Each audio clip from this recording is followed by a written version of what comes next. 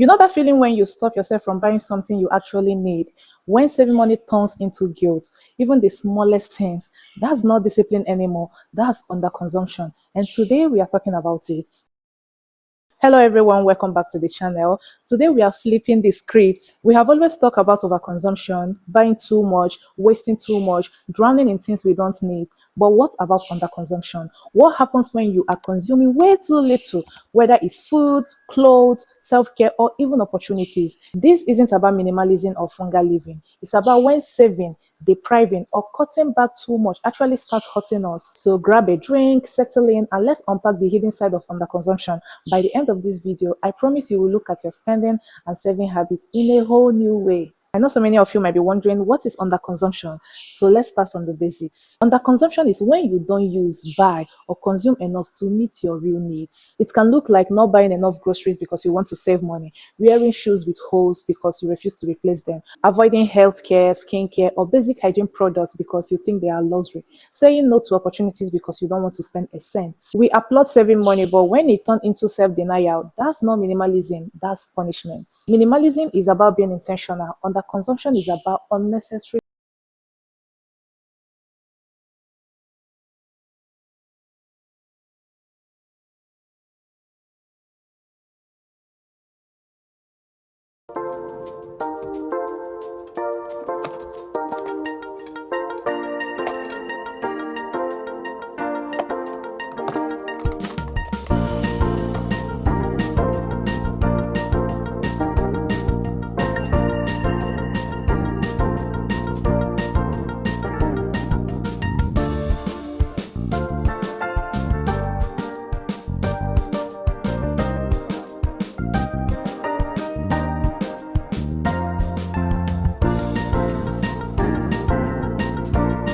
Let's talk about why people fall into this whole underconsumption. I think the big question is, why do people underconsume? Sometimes it's economic hardship, they simply can't afford these things. So other times it's psychological and cultural pressure. Now think about it. Social media glorify aesthetic minimalism. A perfect white room with white chair, no extra. We start believing that's the goal. Hustle culture tells us to grind harder and live on less. Fear of debt make people avoid spending altogether, even on essentials. And sometimes it's just the scarcity mindset, feeling like no matter what, you shouldn't allow yourself a nice things. We have demonized spending too much that some people feel guilty for buying groceries, skincare, or even replacing a broken phone.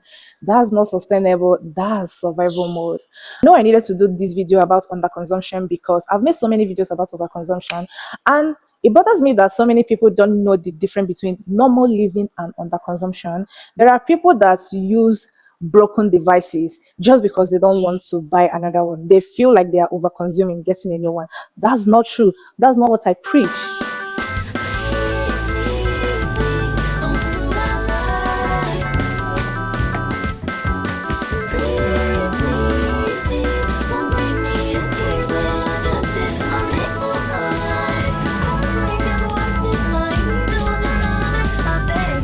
This video is a clear example of normal consumption, using what you have before you purchase another one.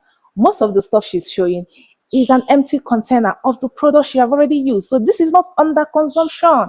This is normal consumption. I feel like people don't even get the concepts anymore. Let's talk about the mental and physical toll of underconsumption. The toll of underconsumption is very heavy, but it seems like it's not. Mentally, it creates constant stress. You are always thinking, can I survive with less? Do I really deserve this? Physically, it can lead to malnutrition, poor health, exhaustion, or even early burnout. Emotionally, it creates a sense of unworthiness, like you never allowed yourself joy. Think about it. Imagine never buying yourself a birthday cake because you think it's a waste of money. At some point, it's not smart. It's sad. My sister is the final boss of underconsumption and using what you have.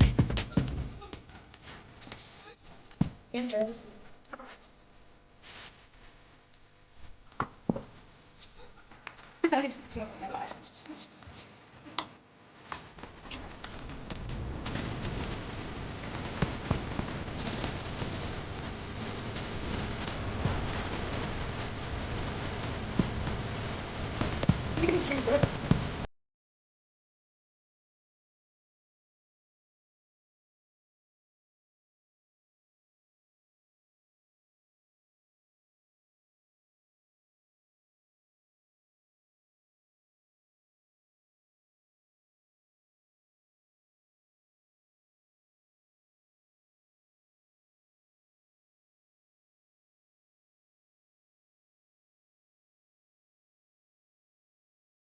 underconsumption and normal consumption. And I feel like so many people don't even understand that. Watching this video, you could tell that some of these products need to go. Some of them need to go. You need to replace them. Some of them don't need to go because you still have some products. I feel like the only reason why you should discard some products is when it's expired. I saw when she showed this. Okay, I actually have this. Okay, I started using this early this year and I still have it. When she showed her lip therapy, you could tell that there's still like a little one and she's trying to use it all before she repurchased another one, which is fine. That is not under consumption. That is normal consumption. When I saw inside her makeup bag, it looks dirty. You need to clean it up. You can still use all your products while keeping it clean. That makeup bag looks so dirty. Those makeup brush, those beauty blender, all that.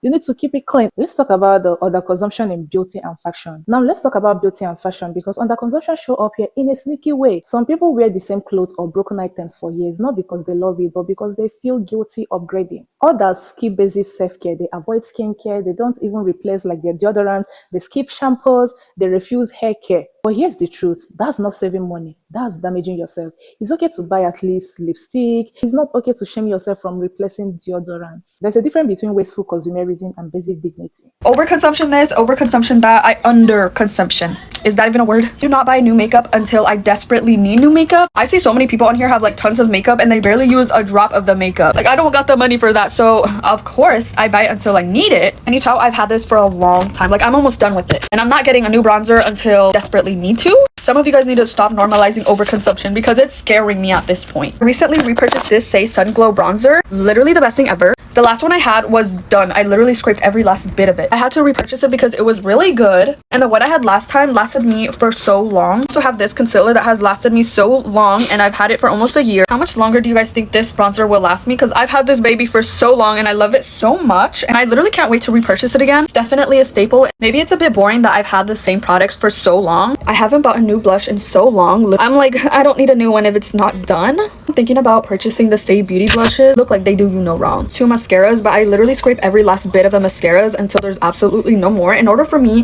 to buy a new one. Now that I think about it, I think I just sound really cheap. I am not a victim of overconsumption, I promise. I'm pretty sure you can tell. I also repurchased this because the last one I had was literally done. I scraped every bit of it and it was literally empty. So of course I had to repurchase the Tower 28 lip gloss because it did me no wrong last time. It's the cutest thing ever and I love it so much. I am not a victim of overconsumption, and can we normalize this?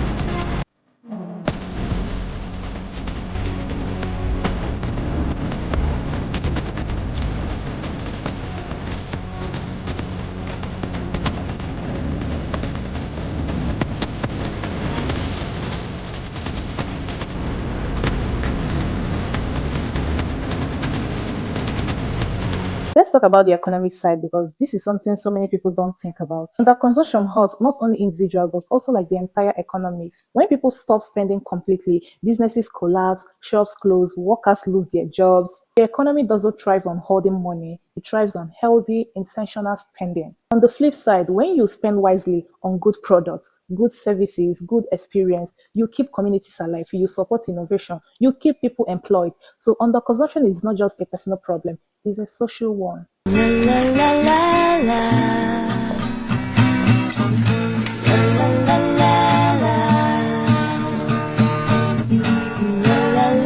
There is a fine line between minimalism and toxic underconsumption. Now let's draw a clear line. Healthy minimalism is conscious, intentional, and sustainable. Toxic underconsumption is denial, scarcity, and guilt-driven. Here's an example. Healthy minimalism is buying one high-quality winter jacket instead of buying 5 fast fashion ones. Toxic underconsumption is refusing to buy a jacket at all and when you are freezing. Minimalism improves your life. Toxic underconsumption makes your life harder. I know you want my touch for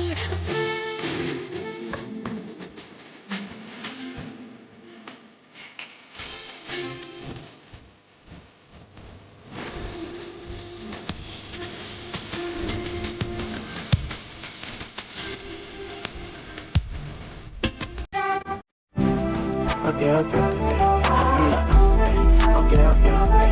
I'm the lamb, nothing stopping me. I miss that stuff, that's probably. That's not just like no opera. Finding balance. So what's the solution? It's all about balance. And here are some tips. Differentiate between wants, needs, and guilt-driven denial. Create a permission budget, a small monthly allowance for little joys. Invest in quality where it matters, like health, food, education, tools, comfort. Stop glorifying suffering. There is no medal for extreme deprivation. Balance isn't buying everything. Balance isn't buying nothing. Balance is knowing what truly adds value to your life. So yes, overconsumption is a problem, but underconsumption can just be as dangerous as overconsumption. We can't keep praising deprivation as if it's strength. It's okay to want more, it's okay to buy better, and it's okay to live a life that feels abundant, not scarce. What do you think? Are we overpraising underconsumption, or do we need more conversation about it? Let me know in the comments. I can't wait to hear your perspective. Don't forget to hit the like, subscribe, turn on your post notifications so that anytime I upload videos, you'll be notified. I am Blessing, and I will see you in my next one.